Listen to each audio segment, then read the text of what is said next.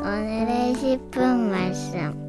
잠언 26장 1절부터 16절입니다. 12절 한 절 말씀 읽도록 하겠습니다.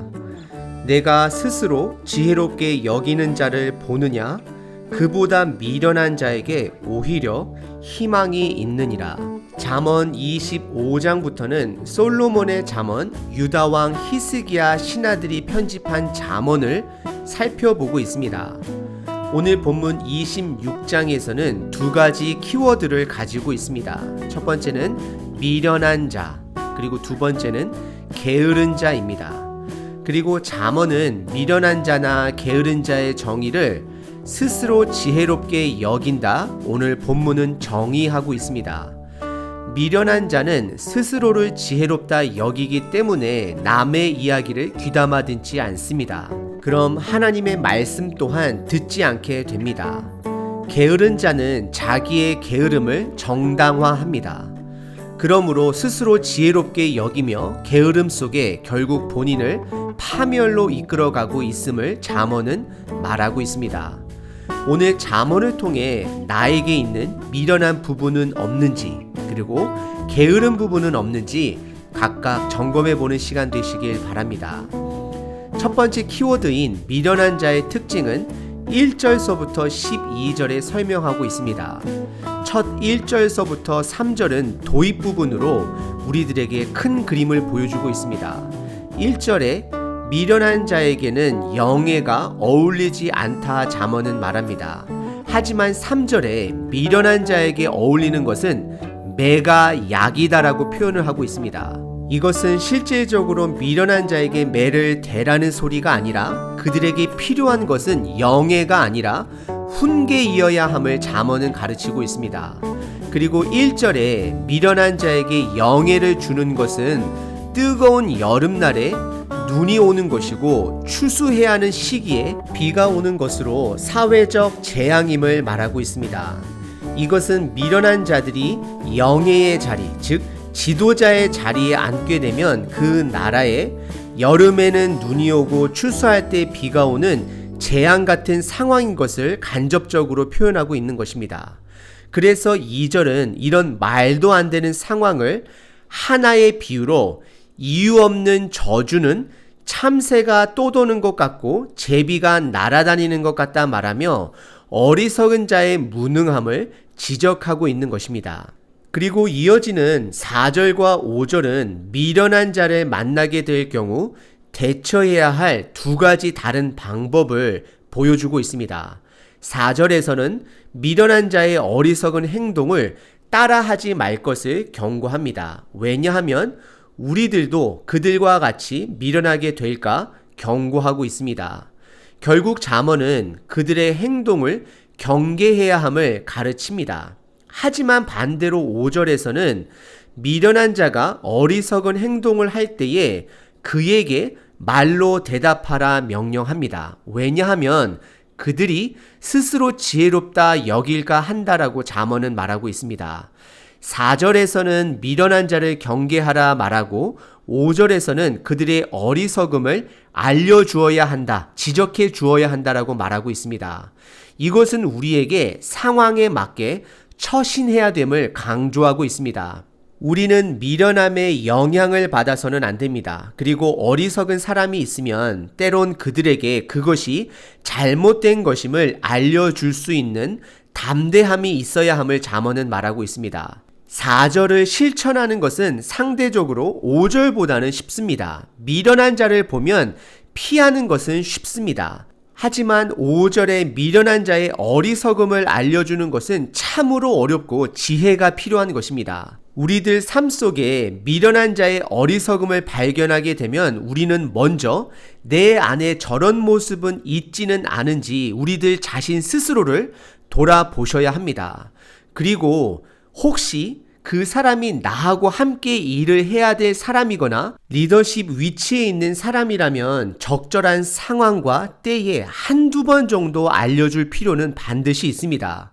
그리고 나서는 상대방 스스로가 해결해야 될 문제입니다. 참으로 어려운 것입니다. 그리고 이어지는 6절서부터 10절은 미련한 자의 행동의 결과는 결국 해가 됨을 강조하는 샌드위치 구조를 가진 문장입니다. 1장 가장 첫 절인 6절 그리고 가장 마지막 절인 10절은 결론 부분을 담고 있습니다. 6절에서는 미련한 자에게 기별하는 것은 자기의 발을 베어 저림과 해를 받음과 같다라고 잠언은 말합니다. 이것은 미련한 자에게 중요한 임무, 즉 중요한 내용을 소통하는, 전달하는 임무를 맡기게 되면 내 발을 베는 고통이 있을 것이다 라고 잠언은 말을 합니다. 그리고 끝절인 10절에서는 우리말 성경에서는 장인이라는 표현으로 사용했지만 원어를 보시게 되면 활을 쏘는 궁수로도 해석을 합니다. 그래서 장인이 온갖 것을 만들지라도를 궁수가 활을 아무데나 마구 쏘는 것보다 미련한 자를 고용하는 것이 지나가는 행인을 고용함과 같다라고 말하는 것입니다. 이것은 무책임한 자를 고용하게 되면, 즉 미련한 자에게 중요한 임무를 맡기게 되면 그 중요한 일을 그릇되게 한다라는 말입니다. 그리고 바로 안절인 7절과 9절은 미련한 자의 입이라는 표현이 반복되면서 미련한 자의 입은 행동이 없는 입이기 때문에 아무런 능력이 없음을 말하고 있습니다. 그래서 7절에서는 미련한 자의 입은 다리를 저는 자가 힘없이 달리는 것이고 9절에서는 술 취한 자의 손에 들려진 나무가시 같다 말하며 미련한 자들의 결과는 결국 결과도 없고 책임감도 없고 오히려 나무가시를 휘두르다가 주변 사람들을 다치게 한다라고 말하고 있습니다.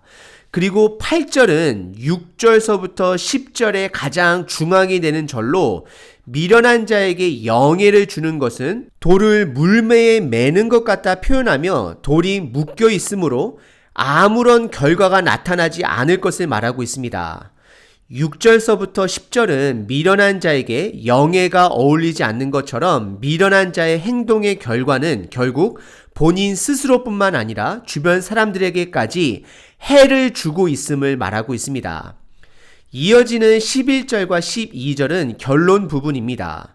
11절에 개가 토한 것을 다시 먹는다라고 표현하며 미련한 자는 본인의 미련함을 계속해서 반복하고 12절에 그 미련한 자는 스스로를 지혜롭게 여겨 그 미련함을 계속 반복함으로 오히려 내가 미련함을 깨닫는 자에게 더 소망이 있음을 말하고 있습니다. 잠언은 첫 번째 부분에서는 미련한 자는 안타깝지만 남의 조언을 듣지 않으므로 본인이 계속해서 지혜로운 줄 착각하는 사람이다 말하고 있습니다. 우리들이 잠언을 묵상할 때에 미련한 자, 어리석은 자들이 등장하게 되면 이것을 다른 사람들에게 적용하는 것이 아니라 나에게 먼저 적용해야 합니다. 내가 바로 그 미련한 자일 수 있다라고 생각하셔야 합니다. 그래서 12절에 오히려 미련한 자에게 희망이 있다라고 잠언은 말하고 있습니다. 왜냐하면 성장의 시작은 나의 부족함을 깨닫는 것에서 시작하기 때문입니다. 그리고 오늘 본문의 두 번째 키워드는 게으른 자입니다.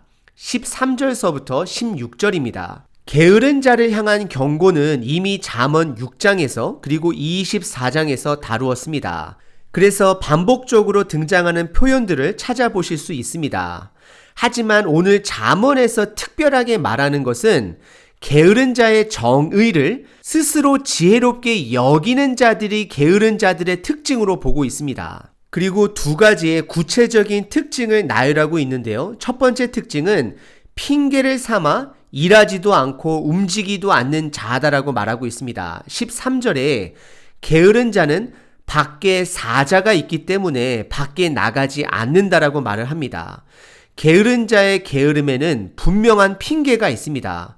혹시 저와 여러분들의 게으름에 이런 핑계는 없는지 돌아보시길 바랍니다.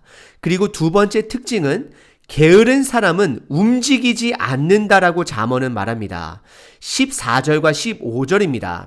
14절에 게으른 자의 행동 반경은 침대라고 말을 합니다. 14절에 문짝이 돌적이를 따라 도는 것 같이 게으른 자는 침상에서 돈다라고 말을 합니다. 문짝의 돌적이는 문짝에 있는 경첩을 말하는 것입니다. 결국 게으른 자는 움직여도 침대 안에서만 움직인다 말을 합니다.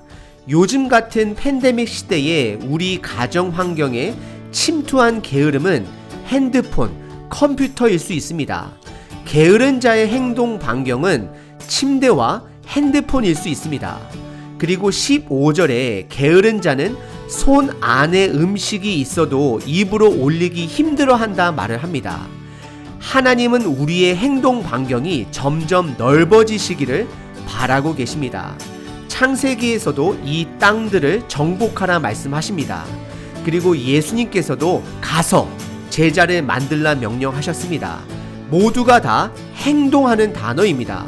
확장되어지는 단어입니다. 잠언은 우리들에게 도전하라 말하고 있습니다. 하나님의 나라의 지경을 나의 삶을 통해 넓혀가기를 기대하고 계십니다. 하지만 16절에 게으른 자는 결국 지혜롭게 대답하는 7명의 사람들보다 본인을 더욱더 지혜롭게 여기면서 계속해서 침대 위에 핸드폰과 컴퓨터 안에서 살아가고 있음을 말하고 있습니다. 오늘 잠언은 미련한 자도 그리고 게으른 자도 본인을 스스로 지혜롭게 여긴다 말하고 있습니다. 이것은 영적 장림의 특징입니다. 나의 미련함과 게으름을 볼 수 있어야 합니다. 인지할 수 있어야 합니다. 그러기 위해서는 나를 지혜롭다 여기면 안 되는 것입니다. 나이에 상관없이 직위에 상관없이 겸손하게 주변 사람들을 통해 배울 수 있는 마음의 겸손함이 우리들에게 있어야 하는 것입니다.